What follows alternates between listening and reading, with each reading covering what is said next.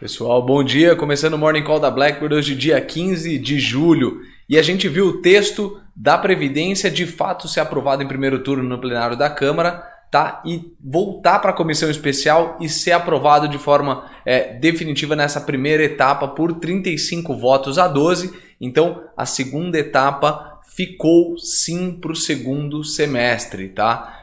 A gente vinha ventilando a possibilidade de acontecer antes do recesso do plenário, mas isso já está fora de cogitação, ficou sim para o segundo semestre e a expectativa é que seja votada no Senado após uma aprovação clara em segundo turno até o dia 15 de setembro, ainda que os políticos coloquem esse prazo como otimista, tá? Dado a vigorosidade que a gente viu a reforma ser aprovada na Câmara, não é difícil que ela seja também com uma velocidade expressiva no Senado, ainda que a articulação política passe por outros players, tá?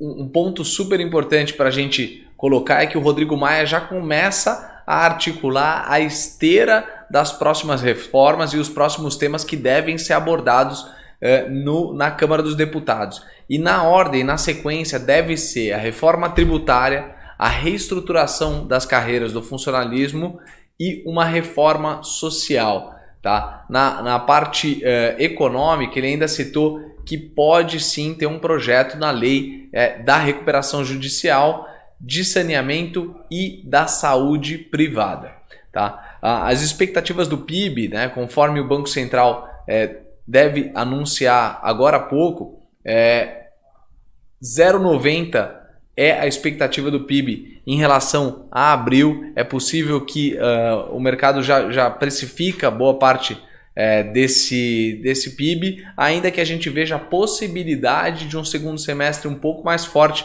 assim como alguns economistas da FGV têm colocado, inclusive numa reportagem hoje no Valor Econômico, colocaram que há uma expectativa de 1,20% se a reforma da Previdência for aprovada com velocidade no início do segundo semestre, tá? Mas por enquanto a gente continua na média que vai em torno de 1% para o PIB em 2019.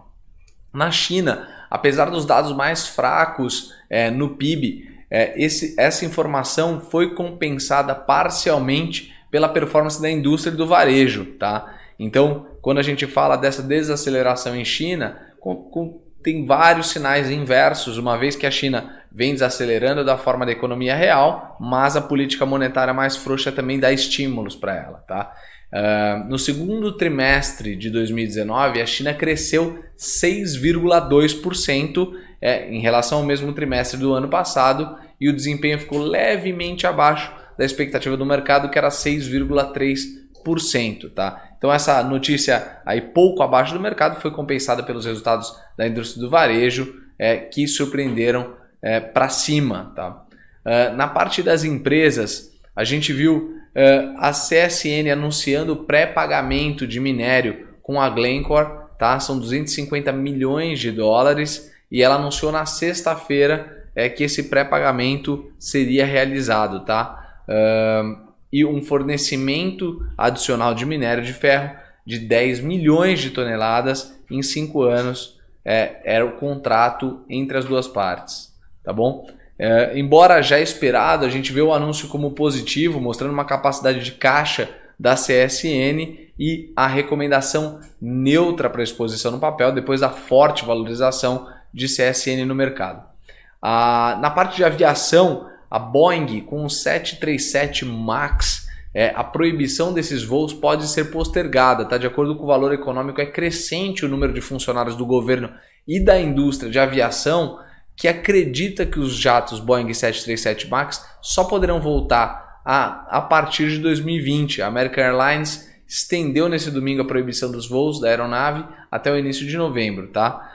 Vale lembrar que a Gol tem uma frota 100% composta por jatos da Boeing e o plano de frota envolve uma gradual substituição do jato 737NG, que é a categoria, na verdade, a versão antiga aí dos jatos da Boeing, e uma substituição pelo 737 MAX, um processo que deveria ser acelerado no segundo semestre desse ano, o que um delay nessa proposta ou nessa reciclagem de frota deve comprometer um pouco a otimização de combustível, principalmente da companhia, que vinha sendo colocada nos modelos de analistas. Então, um impacto negativo aí hoje no pregão para a Gol principalmente.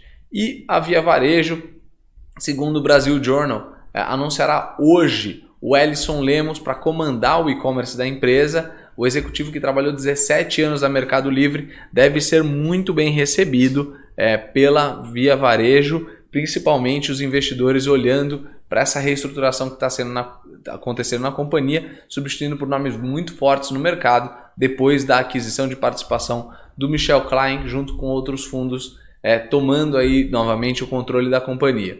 E nos frigoríficos, a produção de carne suína na China caiu 5,5% ano contra ano no primeiro semestre, mostrando aí de novo a questão da peste suína, que vem atacando o país asiático e ainda sem um número conclusivo de quantas cabeças foram abatidas e qual vai ser a necessidade de proteína da China, a gente está enxergando sim ainda uma continuidade ao longo pelo menos no começo do segundo semestre, favorecendo frigoríficos brasileiros que substituem essa proteína através de exportação, tá? E não precisa ser a proteína exata, né? Lembrando que tanto a proteína bovina, a própria suína, claro, mas a de aves também, tendem a suprir a necessidade de demanda do país asiático. E a Rapvida anunciou na sexta-feira, por meio de fato relevante, o lançamento de uma oferta restrita de ações ordinárias para não mais que 75 investidores institucionais no Brasil, que é uma 476,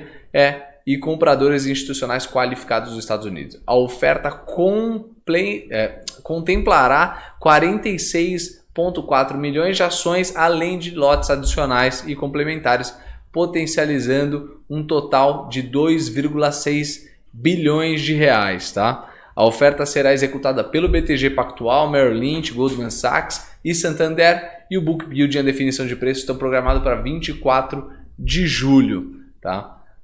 Na notícia também para a Lupar, o governo estuda subsidiar o linhão de energia entre Manaus e Boa Vista, notícia positiva para a Lupar, e o setor de varejo cresce o uso do conceito de cashback, ainda que isso preocupe as empresas. Esse foi um tema do Valor Econômico, inclusive. Isso preocupa as empresas no ponto de vista financeiro, porque numa crise você não tem o volume esperado e não consegue imprimir os tickets desejados por parte do varejo, ainda tem que colocar uma política de cashback, mas o diretor financeiro da B2W, o Fábio Abrati, comentou que a cada R$1 liberado de cashback são gerados R$2,5 em novas compras, ou seja, tem uma política de fidelização que compensaria esse achatamento de margens trazido pelo cashback.